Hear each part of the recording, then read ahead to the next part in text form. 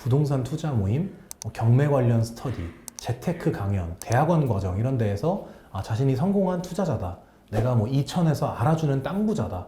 내가 강북 쪽에 건물이 2개가 있다. 이런 식으로 전문가나 성공한 재력가로 자기를 소개하면서 자연스럽게 접근을 하려는 경우가 많습니다.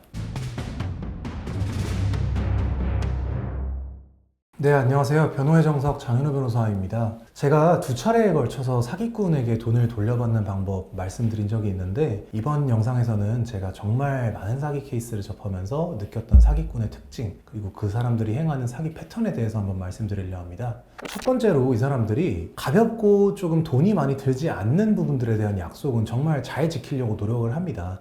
상호 간의 신뢰를 좀 얻기 위해서 초기 약속을 성실하게 이행한다는 것인데, 아마 관계 초반부터 약속을 어기면 믿음을 못 사니까 계획적으로 그렇게 하는 것이겠죠. 가장 많이 보이는 것들이 내가 언제까지 이 투자에 대해서 일정하게 수익금을 지급하겠다 라고 하면 초기에 2번 정도는 정말 기가 막히게 약속된 날짜마다 수익금을 딱딱 이체해 줍니다.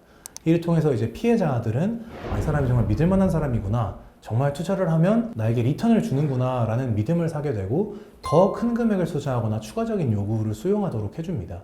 두 번째로는 적절한 수익금으로 이제 의심을 좀 줄이는 경우도 있는데요. 정말 지나치게 큰 수익률을 제시하기보다는 과장된 수익을 약속을 했을 때 피해자가 의심을 할 수 있다는 점을 사기꾼들도 머리가 좋아서 알기 때문에 현실적으로 가능할 만한 수익률에 조금 더 약간을 덧붙여서 크게 눈치를 채지 못하도록 하는 거죠. 세 번째로, 새롭게 알게 되신 사람일 가능성이 높아요. 제가 이제 사기 피해자인 분들을 정말 많이 만나 뵀는데, 이미 알고 지내던 사람들은 자신의 학벌이라거나 출신이라거나 재력이라거나 이런 배경들을 다 알고 있다 보니까 속이기도 쉽지가 않고 또 배신하는 경우들도 많지 않은데, 기존에 알고 지냈던 사람이 아니라 부동산 투자 모임, 경매 관련 스터디, 재테크 강연, 대학원 과정 이런 데에서 자신이 성공한 투자자다. 내가 이천에서 알아주는 땅 부자다.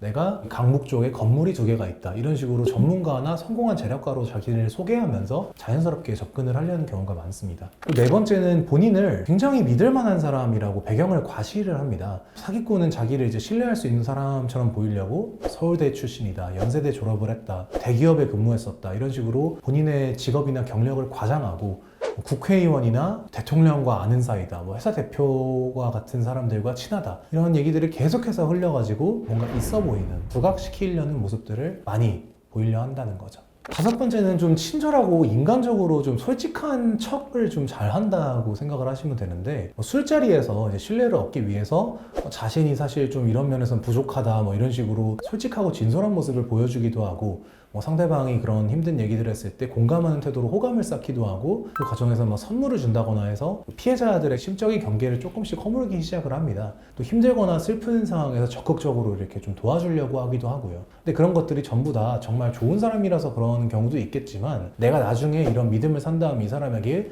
크게 한번 뒤통수를 쳐서 한몫 땡겨야겠다라고 생각을 하고 그렇게 빌드업을 하고 투자를 하고 있는 경우들이 많이 있다는 겁니다.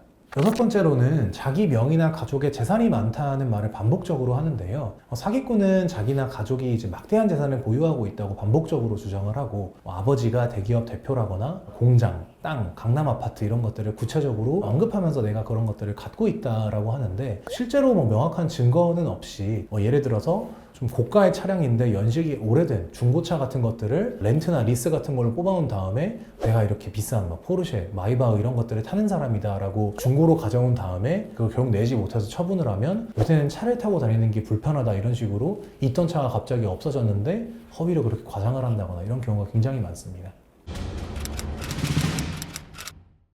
사실 제가 형사 전문 변호사로서 사기 이외의 다른 범죄들도 많이 다루지만, 이만큼 사실 악질적인 범죄가 또 많이 없는 게, 이 사건은 이 사람들에게 금전적인 손실도 굉장히 크게 가하지만 믿었던 사람에게 배신당했다는 그 인간적인 실망과 상처로 인해서 우울증을 겪고 힘들어하시는 경우가 굉장히 많거든요.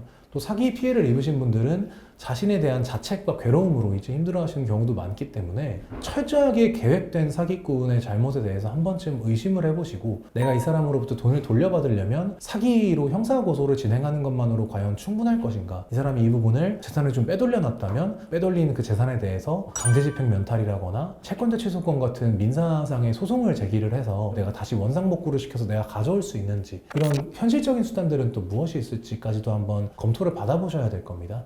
이런 도움을 받으실지는 의뢰인분들께 생각을 하시는 거지만, 이런 사기꾼의 특징들을 잘 아셔서 피해를 입지 않으시는 게 제일 좋을 것 같습니다.